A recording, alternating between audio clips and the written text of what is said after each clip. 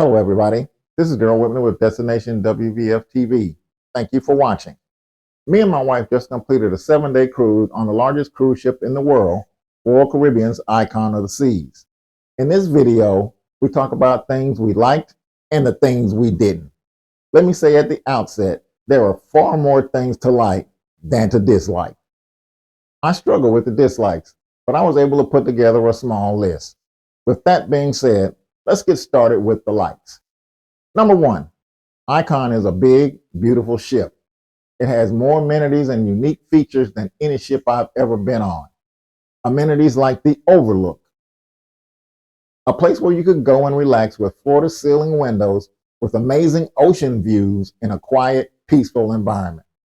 Unique features like Royal Bay, featuring the largest pool at sea, or the Hideaway, located at the rear of the ship on deck 15 with an infinity pool that spans across the deck. It's quite a sight. Number two, the entertainment on the ship was excellent.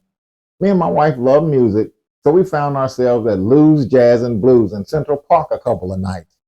There were other performances as well out and around the ship. For instance, a very good Caribbean band performed on deck 16. There was a string instrument group that also performed in Central Park. All were very good. The internet service on the ship was excellent. Royal has a Starlink satellite system on their ships, and it's awesome. We had no issues at all. We purchased the upgraded internet package, and it was a bit pricey, but it was worth it. As big as the ship is, with so many passengers as there were on board, the ship never felt crowded to us. We loved the elevator system. That was one of those unique features we hadn't seen before, and they didn't even feel crowded. There were a few occasions when we were the only ones on the elevator, and kids couldn't jack with them like a regular elevator system. No floors to push like a normal elevator. You do that on a panel outside the elevator. The panel tells you which elevator to go to, A through L. Once inside, a panel displays the order of the floors it's stopping on, including the floor you selected. A brilliant design, if you ask me. Number four, neighborhoods on the Icon, especially the new ones, are really something to see. Royal Bay, the all-adult Hideaway, Surfside for the kids, and others just have to be experienced. Number five, embarkation and debarkation were both a breeze. Our arrival time to check in on the ship was between 12:30 p.m. and 1 p.m. We probably arrived at the port around 11:30, 11:45 or so. We were checked in and on the ship within about 30 to 45 minutes of arriving. The process was smooth and efficient, and after checking in, we went right on to the ship. Disembarkation was just as easy. We always do self-assist. Our disembarkation time was 6:45 a.m. We headed down to deck 5 at about 6:15 a.m. We didn't have any issues with getting an elevator either. We were allowed to get off the ship a little earlier at 6:30 a.m. rather than 6:45 a.m. We had an excellent stateroom attendant. He always greeted us by name. He always had our room made up and clean while we were out in the mornings. There were only 2 occasions when he hadn't completed the room when we got back, but we just waited on the balcony until he finished. We tried to leave him a really nice tip at the end of the cruise. The NBA Finals started while we were on the cruise, and my beloved Dallas Mavericks, with the great Luka Doncic and Kyrie Irving, were playing. I was worried that I wouldn't be able to see game 1 since we would be at sea. No worries though, I was able to see the game in the comfort of our cabin on ESPN without any issues. A big plus. Well, the only issue was that the Mavs lost, but other than that, everything was great. Number 8, my wife wanted me to mention that the food was good. We mostly ate at the Windjammer buffet. We did eat one evening in the dining room and enjoyed it. We did not do any specialty restaurants on this cruise. There are a lot of food choices on the ship. If you like variety, Icon certainly has them.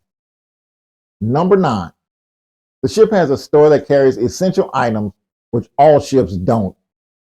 We appreciated that because if there happened to be an item you forgot, like toothpaste or deodorant, you knew there was a place on the ship where you could get it. Finally, number 10, the Windjammer Buffet is a large area with 2 distinct seating areas.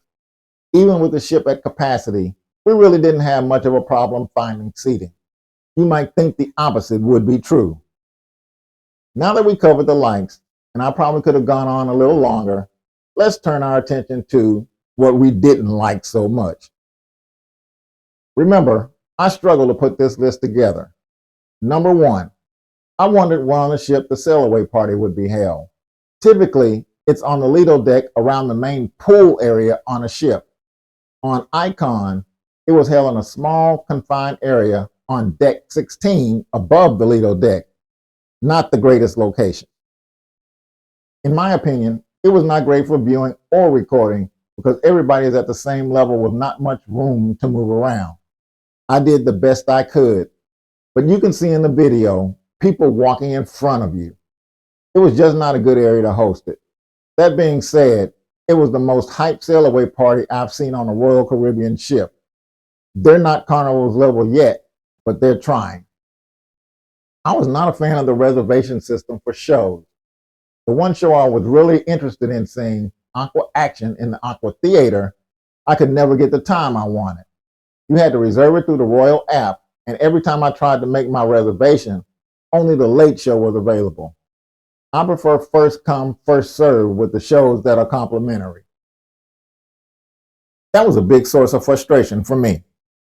Number 3, me and my wife love Central Park. The only issue I have is that you can't enjoy it when it rains. There's no covering. So I proposed that Royal build a retractable roof for Central Park. So on rainy days, you can still get out and enjoy it.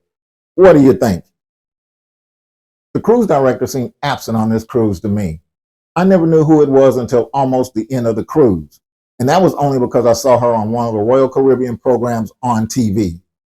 The cruise director isn't that important to me, really, but a good one can certainly make the cruise more memorable.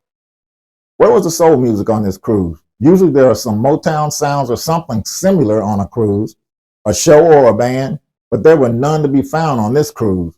I just found that odd. And it's just my musical preference. Sorry. Well, there you have it, our likes and dislikes on Royal Caribbean's Icon of the Seas. If I haven't already said it, Icon of the Seas is the greatest cruise ship I've ever experienced.